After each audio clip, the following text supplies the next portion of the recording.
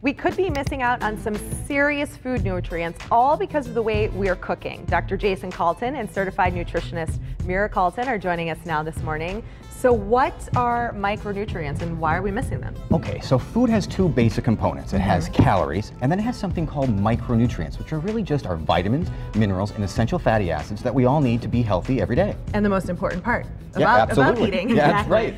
So what's one way we're cooking wrong? Well, boiling. Now, a lot of people boil their vegetables. Now, while that unlocks the micronutrient from the vegetable itself, it puts it into the water. So here's the tip.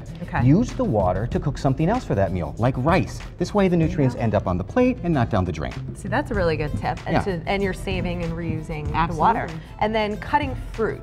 You want to cut it right before you eat it. Right. Don't cut it up and put it in the fridge. No, because every time you do that, it has it gets light around it and air around it, and those things deplete the micronutrients from our fruits and vegetables.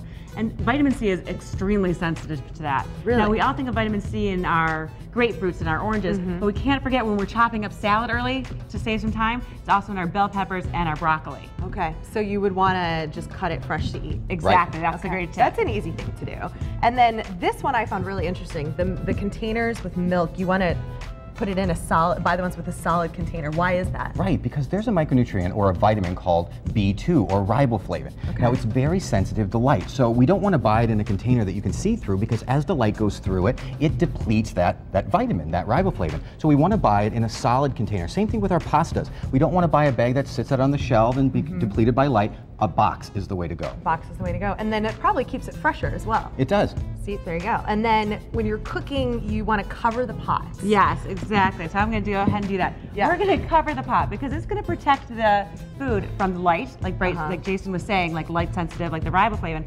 But it's also going to protect us from losing the water-soluble vitamins that would come up naturally through the steam and evaporate. So that by covering the pot when we're cooking on the stove, we're going to lock in all of those micronutrients. And that's not going to mess with the food you're cooking, though? Not at all. Not at all. No?